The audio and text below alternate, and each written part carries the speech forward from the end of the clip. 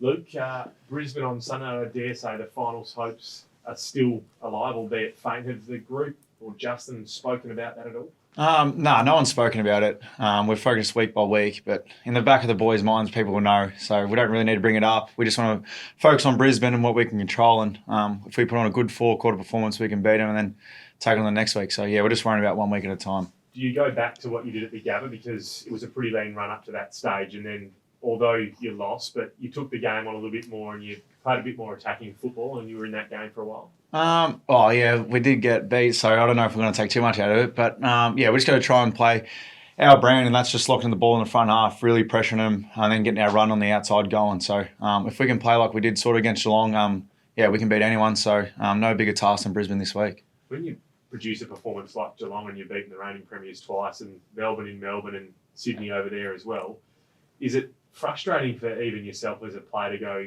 the fluctuations that you're experiencing week in, week out? Yeah, well, that's probably the story of our year, really. It's inconsistent. We can play 2 quarters, maybe 3 quarters, and then that 1 quarter we lapse and good teams kick 6 goals and we don't kick a goal. So it's hard to come back. So, yeah, we just want to get consistency in our game, and we've got a young group, and if we keep each other together and play 4 quarters, yeah, like I said, we can beat anyone. So it's an exciting time. Do you tag Lachie Neale this week? I think it'll be a team job on him. I don't know if it'll be one person, but yeah, it's going to be a team focus. He's going to be our target player, I'm guessing, and yeah, we can't let the good players just run around free. Really like a target player. Oh, you just watch him. Most times, you don't want to let him out of anyone. He's just so good around stoppages and stuff. So it's like every good player, you don't want to let him run around free. Do you say you sort of potentially take a team approach? Is there someone that potentially would get assigned that job though? Because last week you saw obviously the hard tag go to him, and his impact on the contest was significantly nullified. Yeah, I didn't really watch last week, but yeah, it might be a Youngie, it might be an Aishi. Who knows who it could be? It could be a Neil Erasmus. Not sure who will get the job, but yeah, it's going to be a team approach. You can't just let him run around free, especially if it gets lost at stoppages. Someone's going to have to look after him if we do tag him and he gets lost. So yeah, it's definitely a team approach. What did you make of Young last week? Oh, you can go. What did you make of Young last week when he went into the midfield and had that crack of danger? Yeah, it went really well. We don't want to lose him down in the midfield. We want him down back as well. We need 2 of him. But no, he played really well.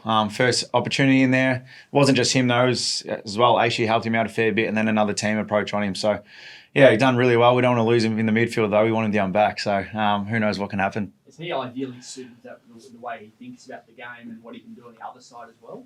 Yeah, he's just a competitive beast. He just loves a challenge, loves a task. Yeah, he's a strong boy as well, and he takes any challenge that he can, and he's done a really good job, and we want the ball in his hands as well. So if he does get a role, we want to get the ball in his hands to make the better player look for him as well. So it's it works in both ways. How nice is it to get Brendan Cox back? Yeah, it'd be pretty nice. I'm not sure if he's going to be playing. Yeah, we'll find out later. But yeah, it's obviously he's one of my best mates as well. He's an unbelievable player, and yeah, it's good to have him back in the squad and available for selection. Is it disappointing for someone like Hamling, who's had a bit of a run, and I mean, if he does miss out? Yeah, I'm not sure who's going to miss out, but yeah, it's I suppose all the teams have it. It's a good problem to have, the competitive nature for spots. Yeah, whoever it is going to be pretty unlucky, but yeah, obviously to get a good player like Coxie back, which strengthens our team, which is a good result as well.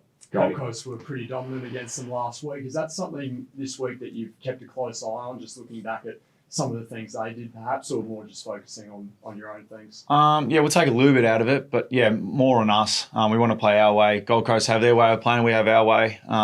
Yeah, like I said, we want to pressure them and really lock the ball in our front half and strangle them, and hopefully we can score a few more. So yeah, we'll take a bit out of us and them. And finals looking like a bit of a tough ask at this point, but sort of regardless of ladder position, how important is it for you blokes to sort of finish the season strong and get a bit of a springboard going into next year? Yeah, definitely. As I said, we'll take it week by week, but yeah, some blokes could be fighting for spots, anything like that, and we want to take momentum into next year and give us a lot of belief into next year as well. So we don't want to just hang the boots up and just leave it as is. We want to keep playing our best footy and see and we know if we can play our best footy and take that into next year, it gives us a lot more confidence.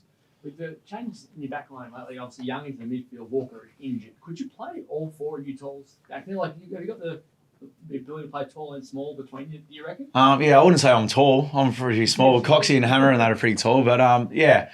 I'm not sure. It's a good problem to have. The coaching staff can do all that sort of stuff and look for matchups, but yeah, I'm not exactly sure what they're going to go with. But yeah, 3 talls, 4 talls. Some teams do it, some teams don't. And it just depends on the team balance. Brandon out. Who gets the job on Charlie Cameron? Probably another one. That's a team approach is pretty quick. It might be Jordan Clark, myself. I'm not sure who it is exactly, but we'll find out tomorrow in line meetings. But it's got to be definitely a 6-man approach on him.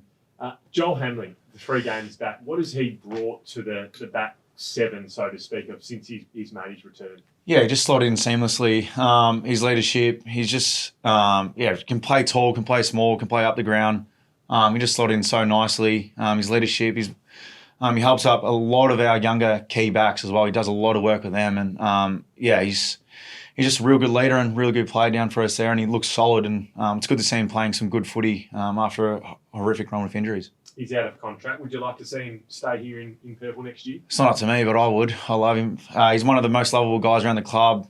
He's a really good leader. The boys love him, and he's playing some really good footy. So I'm not sure what's going to happen, but I'd love to see him hang around.